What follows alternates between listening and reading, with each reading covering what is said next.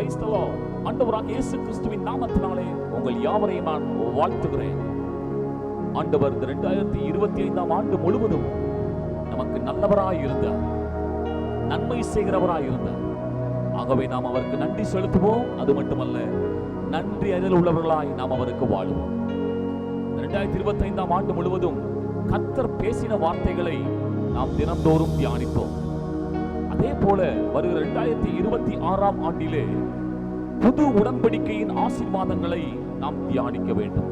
ஏனென்றால் பழைய உடன்படிக்கை முடிந்து இயேசு கிறிஸ்து பிறந்து அவர் மரித்து இரத்தம் சிந்தி ஜீவன் விட்ட பொழுது புது உடன்படிக்கையின் யுகம் துவங்குகிறது. அருமையானவர்களே, பழைய உடன்படிக்கையில் நாம் ஒன்றை செய்யும் பொழுது ஆசீர்வாதங்களை பெற்றுக் கொள்வோம். ஆனால் புது உடன்படிக்கையில் அப்படி அல்ல.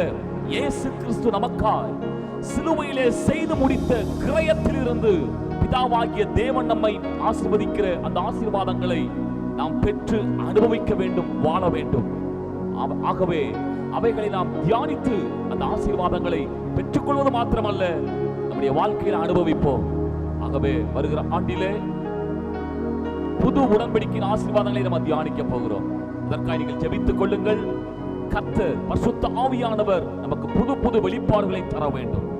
ஆகவே 2026 ஆண்டு புது உடன்படிக்கையின் ஆசீர்வாதத்தினாலே நம்முடைய வாழ்க்கை மட்டுமல்ல, நம்முடைய குடும்பம் மட்டுமல்ல, நம்முடைய வேலைகள், தொழில்கள், ஊழியங்கள் எல்லாம் ஆசீர்வதிக்கப்பட போகிறது.